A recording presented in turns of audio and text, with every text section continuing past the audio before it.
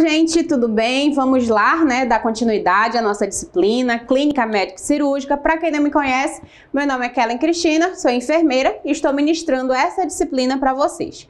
E hoje nós vamos falar sobre anestesia, tipos, riscos e assistência de enfermagem, né? O que nós vamos fazer lá dentro do centro cirúrgico, né? Auxiliando no momento em que o paciente estiver recebendo essa anestesia.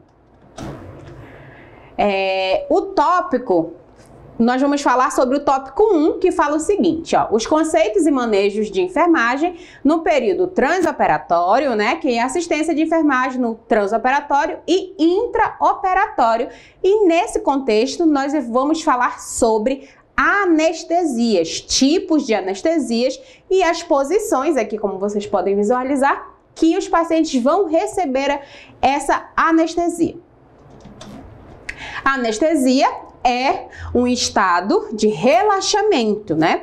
Perda da sensibilidade e dos reflexos de forma parcial ou total, provocada pela ação de drogas anestésicas. Então, toda anestesia ela vai mexer com o seu sistema nervoso, né? Então, dependendo do tipo de cirurgia que você for realizar, que o paciente for realizar, é determinado um tipo de anestesia. Quem vai definir essa anestesia é, claro, o médico anestesista, né? E o tipo de procedimento que esse paciente vai realizar. Seu objetivo é o quê? É evitar a dor, né? Por óbvio, né? E facilitar o ato operatório pela equipe de enfermagem. Claro que se não tivesse anestesia, o paciente está em constante sofrimento, né? Existem situações que o paciente ele precisa primeiro tirar todo aquele estágio, né, que está muito inflamado, para que depois ele possa pegar uma anestesia, né? Vamos lá. Falando sobre aquelas anestesias que são bem comuns, um dente, né? Quando você vai extrair um dente, fazer a retirada desse dente. Se esse dente estiver muito inflamado, o que é que pede? O dentista vai pedir, o cirurgião dentista vai pedir que você tome anti-inflamatório primeiro, para que esse dente desinflame, que é para depois você ir lá fazer a retirada desse dente. Por quê? Se estiver inflamado, é bem provável que a anestesia não tenha o mesmo efeito sobre o procedimento, sobre aquele procedimento que você vai realizar naquele momento. Claro que existem outros tipos de cirurgia, mas a retirada de um dente também é um procedimento cirúrgico, né? Só para uma comparação que é uma coisa bem óbvia para vocês entenderem. Na anestesia geral, né, nós temos procedimentos que vamos utilizar a anestesia geral. Vai ser utilizado com o nosso cliente, o nosso paciente, a anestesia geral, né? A anestesia geral ocorre também um estado de inconsciência. O paciente, ele fica desacordado, né? O anestesista e o médico, né, responsável em avaliar o cliente no pré-operatório, antes do procedimento cirúrgico, que é o pré-operatório, que é quando os médicos vão analisar, pedir exames, ver qual é o melhor tipo de procedimento, a melhor cirurgia, né? Quando esse paciente pode estar preparado para fazer aquele procedimento. Então, tudo isso é o pré-operatório. Ele vai, né, inicialmente prescrever a medicação pré-anestésica, administrar a anestesia, controlar as condições do cliente durante a cirurgia, assistir o cliente na sala de recuperação pós-anestésica, né? Dentro do centro cirúrgico, nós vamos ter o quê, né? Inicialmente, vamos lá colocar uma cirurgia, uma cesárea, tá? Um procedimento realizado lá na maternidade, uma cesárea, né? Vamos ter dois médicos cirurgião, o médico, né? O médico que ele vai fazer a cirurgia e o auxiliar. Depois nós temos dois técnicos de enfermagem um circulante, que vai ficar lá, responsável por anotar tudo, observar tudo, e o circulante. O circulante vai ser o técnico de enfermagem que vai ficar responsável por abrir todo o material, por estar ali à disposição constante, né, de qualquer coisa que os cirurgiões precisarem, ou o anestesista, ou o residente do anestesista. Geralmente, o anestesista, ele fica assim, lá bem centradinho, né? Aqui a mulher está assim, e ele vai ficar ali pertinho da paciente, que é para estar monitorando todos os sinais vitais, verificando o que está acontecendo, se a mãe, né, ou se for em outro tipo de cirurgia, se o paciente vai estar ali tendo algum tipo de alergia ou efeito adverso em relação ao tipo de anestesia que está sendo utilizado naquele momento. Então, o anestesista, ele está ali para estar tomando conta do paciente naquele momento.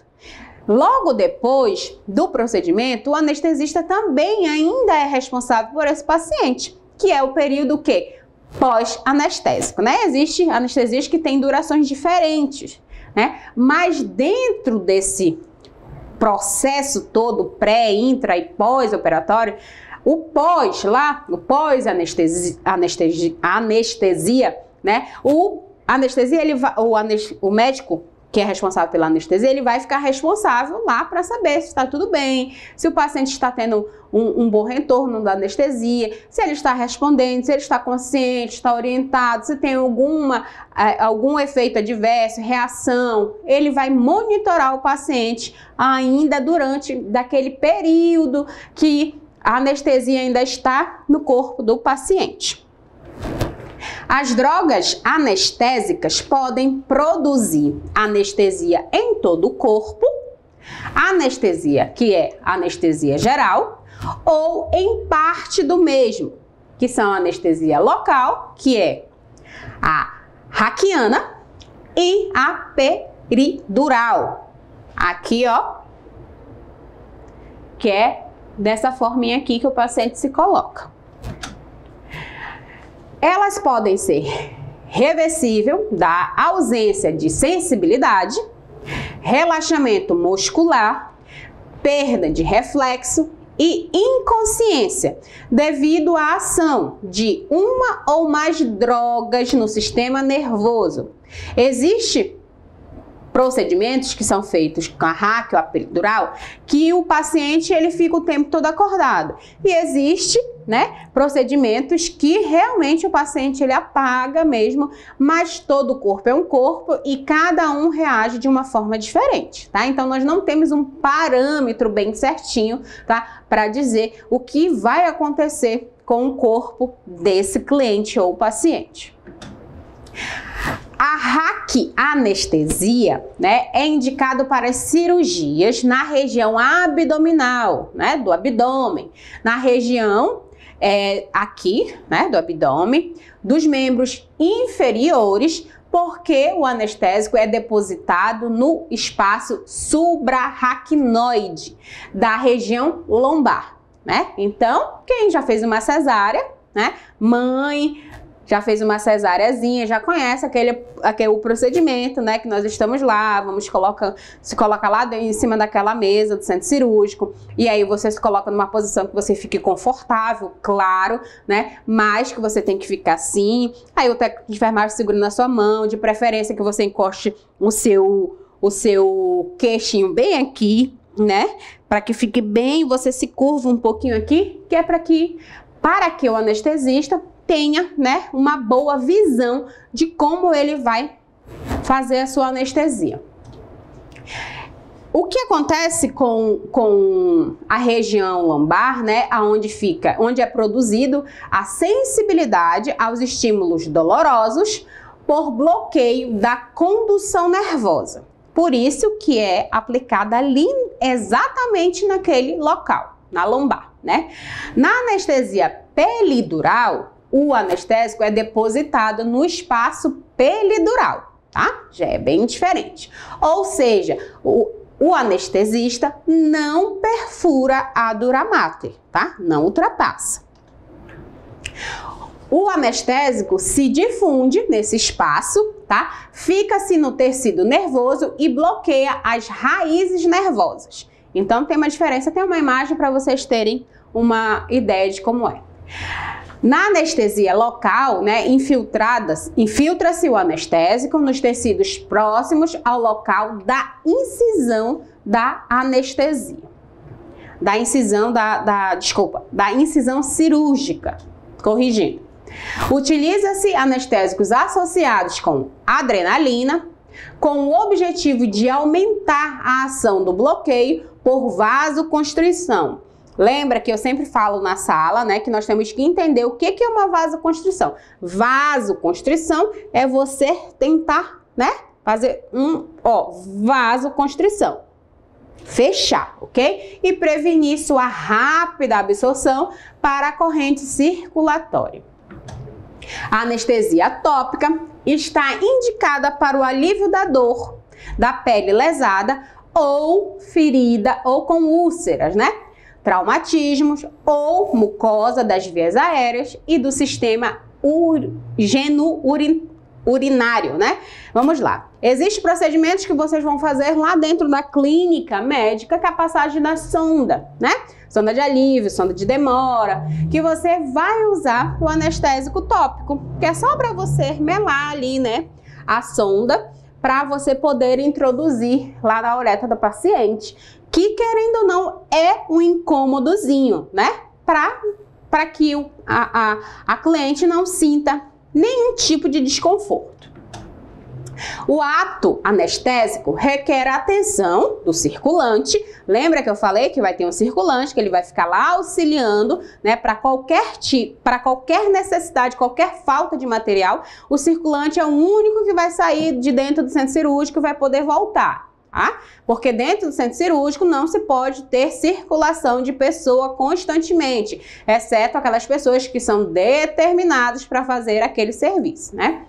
O circulante de sala, especialmente no momento do posicionamento do cliente, né, transmite-lhe o quê? Conforto e segurança, tá? Bem como o que o circulante também tem que fazer? Ele tem que facilitar, claro, né, o procedimento para a equipe cirúrgica. Então, se o circulante está lá, ele vai ficar responsável para posicionar o paciente. Se ele não passar segurança, conforto para o paciente vai ficar agitado, vai ficar nervoso e isso vai dificultar, né, o processo, todo o processo. Lembrando que toda a cirurgia ela traz um receio para o cliente, né? Então esse cliente ele tem que ser amparado, ele tem que estar ali, ó, acolhido, tá? Dentro do nosso material didático nós falamos também sobre a humanização no centro cirúrgico. É importante que nós tenhamos um olhar diferenciado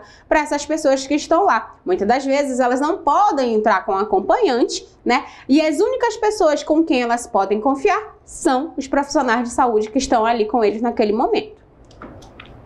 O posicionamento do cliente relaciona-se com o tipo de anestesia a ser aplicado. Então, cada tipo de anestesia tem uma posição diferente. Número 1. Durante a anestesia peridural ou raquianestesia, o circulante auxilia na colocação e manutenção do cliente na posição especial. Aqui está a imagem, né? Ó, a nossa bonequinha aqui, que eu quis botar um desenho, né? Para vocês terem uma ideia. E aqui, ó, a L3 e a L4, que é exatamente onde vai ser posicionada aqui, onde o anestesista, no caso, vai fazer a punção, tá? Para colocar a anestesia. Com o objetivo de facilitar a punção, com a abertura máxima dos espaços intercostais. Então, esse posicionamento é um pouquinho inclinado, tá? Assim, vocês estão vendo que ela não tá ereta, ela tá um pouco inclinada para facilitar, né, a abertura máxima dos espaços intervertebrais. Uma dessas posições é o decúbito lateral, né? fetal com os joelhos próximos do abdômen e o queixo encostado no tórax.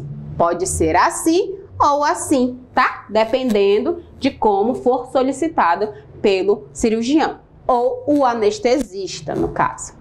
O circulante da sala mantém o cliente nessa posição, colocando uma das mãos na região cervical e a outra em dobra posterior do joelho. Então, nós temos que posicionar, tá, o paciente da forma exata para facilitar, tá, o trabalho do anestesista e assim facilitando o trabalho de toda a equipe do centro cirúrgico.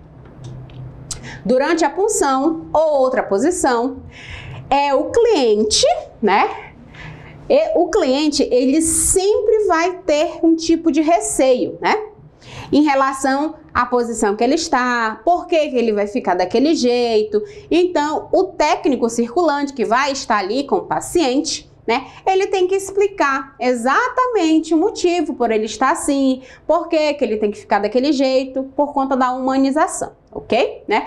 Cliente sentado com as pernas pendendo lateralmente para fora da mesa cirúrgica e o queixo apoiado no tórax, tá? Pode ficar dessa forma ou também pode ficar virada para cá, mas depende da cirurgia que for fazer, tá? Cesárea, a gente prefere que a mãe sente na mesa cirúrgica e ela fique logo direcionada para a posição que depois que aplicar a anestesia a gente deita logo, que é muito rápido. A gente não pode perder tempo de estar virando, né? Porque senão toda anestesia ela tem um tempo de duração. Então nós não podemos perder nem um minuto, porque isso tudo também pode interferir lá depois, tá? No pós-operatório do cliente ou paciente. Para mantê-lo assim, imobilizado, o circulante da sala, né, deve colocar-se na frente, com as mãos na nuca. Então, vamos lá. O paciente está aqui, né? A minha mão aqui, que é a mão do circulante, que eu vou colocar a minha mão, tá? Para vocês entenderem. Eu vou colocar aqui na nuca do paciente e vou posicionar ele aqui para frente. Se eu coloco aqui, claro, que com leveza, tá, gente? Não precisa empurrar a cabeça do cliente, tá? Tem que ter um cuidado. Eu posiciono e inclino um pouquinho para ali. E ali eu já garanto que esse paciente fique naquela posição, que é a posição apropriada para esse tipo de anestesia. Durante a anestesia geral, o cliente deve ser posto em decúbito dorsal. Aqui, ó, em decúbito dorsal, com as pernas bem estiradinhas, ok? Com a barriguinha para cima. Deitado de costas, pernas estendidas ou ligeiramente flexionadas, um dos braços estendidos ao longo do corpo e o outro apoiado em um suporte de braço. Geralmente esse braço que está no suporte é onde está lá, né, com soro, está com algum tipo de medicamento e o outro pode estar assim, ou até mesmo os dois nós colocamos, tá, exatamente da mesma forma para até facilitar o monitoramento, né, se preciso, mais rápido o atendimento do cliente. Para facilitar a visualização das vias aéreas, né, caso precise, né, no momento de uma intubação, é necessário hiperestender o pescoço. Então, o paciente está assim, nós vamos ter que hiperestender o pescoço, tá? Um pouquinho para que, se precise for, fazer a intubação desse paciente. O pós-operatório, né? Lembrando que o pós-operatório também é um processo que precisa ser acompanhado. Fico lá na frente, né? Eu li para vocês que precisa ser acompanhado pelo anestesista até o tempo de duração, aonde ele está ainda lá no quartinho, né? Que é aonde se tem o período de recuperação, né? A RPA. Então precisa se instalar ainda um período, né? Recuperação após anestesia, que é para saber, né, como esse paciente vai acordar, o que vai acontecer com esse paciente. O anestesista precisa ser informado, ok? O pós-operatório, ele inicia-se a partir da saída do cliente da sala operatória e perdura até a sua total recuperação. Então, o paciente saiu do centro cirúrgico, foi lá para a salinha de recuperação, depois foi para o bloco, foi para casa, ele ainda continua em pós-operatório. Só termina o pós-operatório quando o médico dá alta. Vai lá com o médico e ele fala: sim, a senhora está liberada, está boa, está tudo bem, a senhora pode voltar à sua vida normal, a sua recuperação está perfeita. Tá? Nós também temos que levar essa informação, ok? Para os nossos clientes e para os nossos pacientes, para que eles consigam entender. Porque na maioria das vezes as pessoas não conseguem ter a dimensão do que acontece dentro do corpo delas, né? Quando foi feita uma cirurgia. Muitas das vezes a incisão já está bem saradinha por fora, a cicatrização é ótima, né? Mas por dentro ainda está no processo de cicatrização. Então, todo tipo de cirurgia, todo tipo de procedimento cirúrgico, ele precisa de um tempo total para que o corpo se recupere, tá? Então, é preciso que as pessoas tenham o entendimento que esse processo de pós-operatório, ele precisa ser seguido de uma forma, tá? Bem responsável. Tanto pelos profissionais da área da saúde, que tem que ter esse cuidado, quanto mesmo, até mesmo principalmente, né, pelo cliente, porque ele está cuidando, a responsabilidade do corpo dele é muito dele, né? Então, o médico, ou o enfermeiro, ou o técnico pode até orientar, mas se o paciente não tiver a responsabilidade sobre o seu corpo, infelizmente, fatalmente pode acontecer o tipo de uma infecção, né? Pode acontecer de ter complicações ainda mais graves se o paciente não cumprir exatamente aquilo que ele é orientado a fazer, ok? Esse período, né? Ele é dividido, ele subdivide em pós-operatório imediato, que é até 24 horas posteriores à cirurgia. Mediato é após as 24 horas e até 7 dias depois. E o tardio após 7 dias do recebimento da alta. Então, tudo, vocês estão entendendo como tudo tem um período, né? Tem o imediato, tem o imediato, tem o mediato e tem o tardio. Então, tudo isso leva um tempo.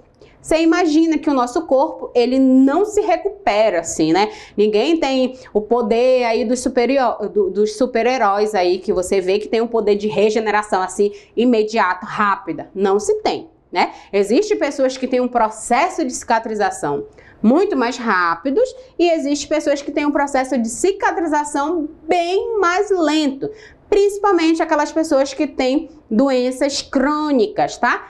Vamos lá, exemplo, quem tem diabetes, o processo de cicatrização é muito mais lento, tá? Bem mais devagar por conta da doença. Então, esses pacientes, eles precisam ser acompanhados de perto, tá? Bem, e ser conscientizado de todo o processo, né? Quando a gente fala em conscientização, nós temos que entender que nós temos que informar, tá? Eu não posso exigir que o paciente faça aquilo. Eu tenho que conscientizar ele que aquilo ali é melhor para ele. Mas sempre lembrando que a escolha sempre será dele. O que ele decidir é o que vai ser feito. Mas lembrando que tudo aquilo que você faz com seu corpo, infelizmente você vai ter um resultado. Nessa fase, né?